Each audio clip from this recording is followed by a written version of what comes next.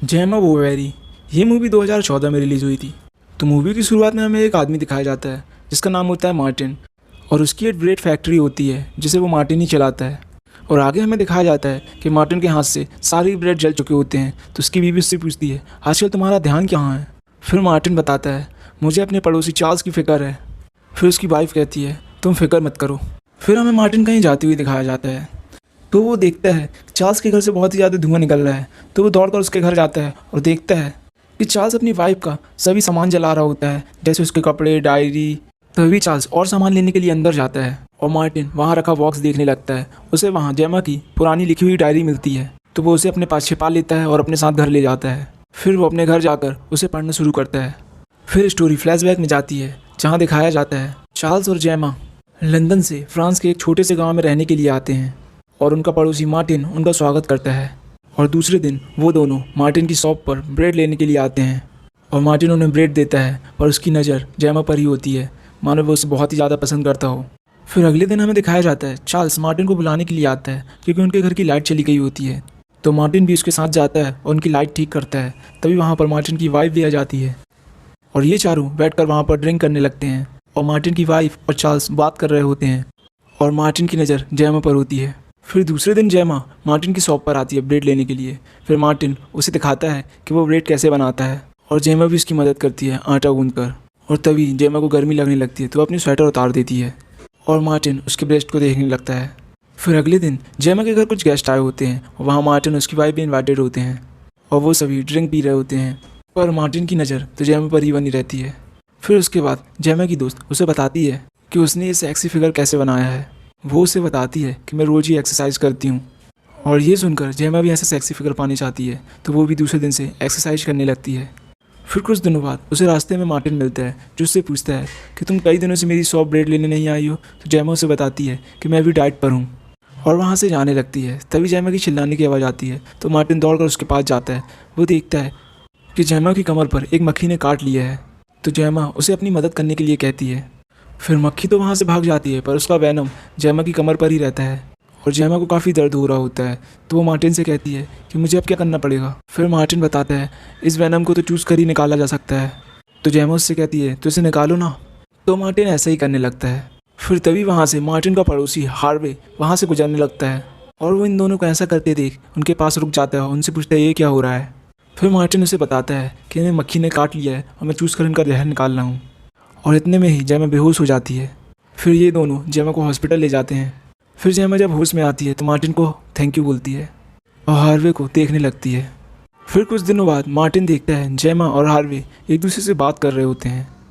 फिर जेमा वाइन लेने वाइन शॉप जाती है जहाँ उसे हार्ले भी मिलता है और वो उसे एक वाइन सजेस्ट करता है और जेमा वही वाइन ले लेती है। फिर वो अपने घर के लिए लौट रही होती है और मार्टिन अपनी कार से उसे देख रहा होता है। तभी वो हार्ले के घर की ओर मुड़ जाती है और मार्टिन भी उसका पीछा करता है और जेमा हार्वे के घर के अंदर चली जाती है और मार्टिन बाहर उसका इंतज़ार कर रहा होता है कि कब वो बाहर आएगी।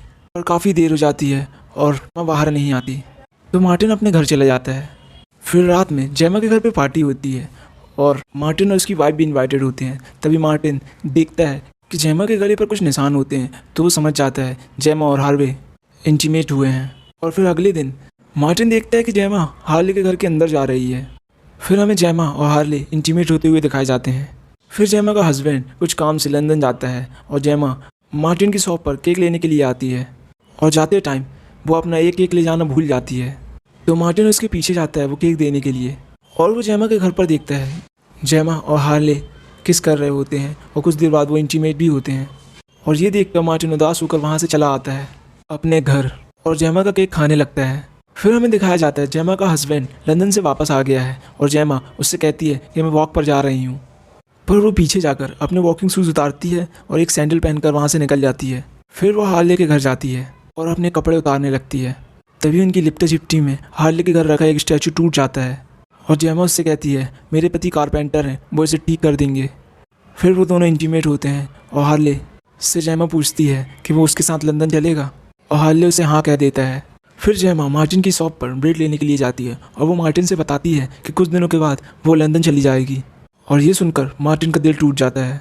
फिर आगे हमें दिखाया जाता है हार्ले के घर उसकी माँ आई होती है और उनकी नज़र स्टैचू वाली जगह पर पड़ती है और वहाँ इन्हें वो स्टैचू नहीं दिखता। तभी वो हार्ले से पूछने लगती हैं कि स्टैचू कहाँ गया। तो हार्ले उन्हें बताता है उस पर एक स्क्रैच आ गई थी, तो वो सुधारने के लिए एक कारपेंटर के पास गया है और वो कारपेंटर हमारे पड़ोस पर ही रहता है।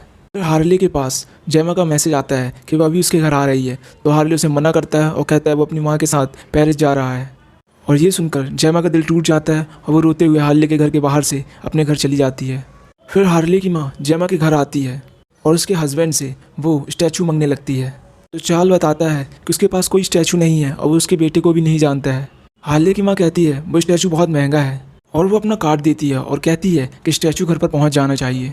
और फिर वो वहाँ से हार्ले को लेकर चली जाती है। फिर चार्ल्स अपनी वाइफ जेमा से पूछता है कि कोई स्टैचू देने आया था क्या। फिर जेमा कहती है मुझे तुमसे कुछ बात करनी है। और उसकी बात सुनकर चार्ल्स समझ जाता है कि जेमा का किसी के साथ अफेयर चल रहा है और वो अपना सामान लेकर वहाँ से चला जाता है। फिर अगले दिन मार्टिन को जेमा की कुतिया बाहर घूमती हुई दिखती है, तो वो उसे उठाकर जेमा के घर ले जाता है। फिर जेमा मार्टिन से एक लेटर पढ़वाती है। उस पर लिखा होता है हमारा स्टैचू लौटा दो वरना हम तुम पर केस करेंगे। फिर जेमा मार्टिन से उसका जवाब लिखने को कहती है, तो मार्टिन 2 दिन का समय मांगता है। फिर अगले दिन जेमा का एक्स बॉयफ्रेंड उसके घर आता है, जिसने जेमा पर चीट किया था, और वो अपनी की हुई गलतियों की माफ़ी मांगता है। और अगले सीन में जेमा और उसका एक्स बॉयफ्रेंड हमें किस करते हुए दिखाए जाते हैं और फिर वो दोनों इंटीमेट होते हैं। फिर जेमा अपने एक्स बॉयफ्रेंड से कहती है जो आज हमारे बीच हुआ है अब वो दोबारा नहीं होगा। फिर वो अपने हस्बैंड को कॉल करती है, उससे सॉरी कहती है। वो कहती है वो उससे बहुत प्यार करती है। फिर जेमा को पता चलता है कि मार्टिन ने ही फ़ोन कर हार्वे की माँ को बुलाया था। वो उससे पूछती है कि उसने ऐसा क्यों किया। मार्टिन कहता है वो उसे ऐसे बर्बाद होता नहीं देख सकता था। और जेमा को मार्टिन की ये बात सही लगती है, तो वो मार्टिन को किस करती है। फिर मार्टिन जेमा के लिए केक बनाता है और उसके दरवाजे पर रखकर चला जाता है। फिर अगले सीन में जेमा का एक्स बॉयफ्रेंड उसके घर आता है, वो माफ़ी मांगता है और वो जेमा से कहता है कि उसके साथ लंदन चले। और दूसरी तरफ जेमा का हस्बैंड कार से उतर रहा होता है। फिर कुछ देर बाद जेमा का हस्बैंड मार्टिन की तरफ दौड़ते हुए आता है और मार्टिन से कहता है उसकी वाइफ को कुछ हो गया है। तो मार्टिन तुरंत भाग कर जाता है और देखता है जेमा किचन पर डली हुई होती है और उसके बगल में उसका एक्स बॉयफ्रेंड भी बैठा होता है। फिर पुलिस आती है और उसकी बॉडी को ले जाती है। फिर अगले दिन मार्टिन पुलिस से पूछता है कि जेमा को किसने मारा है। फिर पुलिस उसे बताती है कि उसकी मौत ब्रेड का टुकड़ा गले में फंस जाने की वजह से हुई है। फिर फ्यूनरल के टाइम मार्टिन जेमा के हस्बैंड से कहता है उसकी मौत उसकी वजह से हुई है, ना वो उसे केक देता और ना उसकी मौत होती। फिर चार्ल्स जवाब देता है नहीं, उसकी मौत मेरी वजह से हुई है। जब मैं किचन के अंदर आया और मैंने उन दोनों को देखा तो मुझे गलतफहमी हो गई और मैं उसके एक्स से लड़ने लगा और जेमा की मौत हो गई। फिर जेमा का एक्स बॉयफ्रेंड आता है और वो कहता है नहीं, उसकी मौत मेरी वजह से हुई है।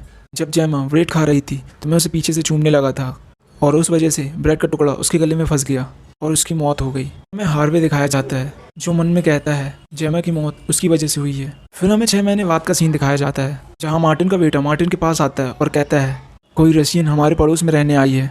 और मार्टिन तुरंत ही घर से बाहर जाता है और उनका स्वागत करता है और मूवी यहीं पर खत्म होती है। Thank you for watching.